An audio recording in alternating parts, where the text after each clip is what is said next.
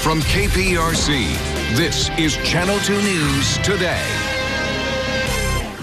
Well, this morning, thousands of homeowners are cleaning up from water damage or other problems caused by Houston's flood disaster. Around 3,600 homes in Houston and Harris County were all affected, according to the latest estimates. And when it comes to cleaning up, you may not know where to even start. Well, Dr. Ricardo Flores from Cloralen Cleaning Institute and disaster restoration expert Justin Tubero are here to offer some guidance. Thank you both for being here. Thank you. So, Doctor, let's start with you, because immediately, you get hit with the water in your home and you're looking at everything and it's devastating. And you think, how do we even begin? Where do we start? No, you're right, Sophia. There's a lot of confusion right after the flood on how to clean safely at home.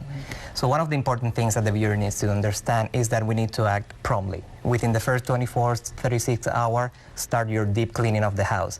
And for those viewers who have to do it themselves, then there's a very easy and convenient way of doing it. We recommend using household bleach. We have Cloralen bleach, and with the way that we can do it is we can pour half a cup of the Cloralen bleach, and then for every gallon of water. And the instructions are very clear in the bottle.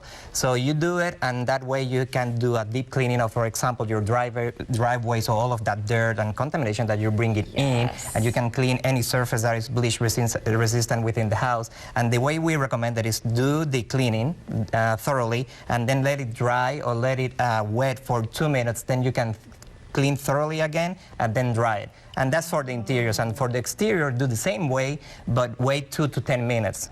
Okay, that's amazing. And again, you have to do it immediately, right away. Yes, right away, and that's that way you will avoid, for example, mold stain, malodor, and it's very important for the household. So. Okay, perfect. And Justin, how do you even begin looking at all your personal belongings? Some of the folks think we have to get rid of everything, get it all out, right? But that's not necessarily the case. Sure. As a precursor to actually doing the disaster process in your home, removing the items, you want to focus on your personal property first. Those things are actually going to be in the way, and so by looking at your furniture, all the wedding albums and the things that are keepsakes, they don't necessarily need to end up in the trash. You can restore them, right? Talk about maybe restoring some of that stuff. Sure. The restoration industry has very specific and defined processes to take something like, say, photographs that are stuck together. One of the suggestions that we make to property owners is to take photographs that happen to be water damaged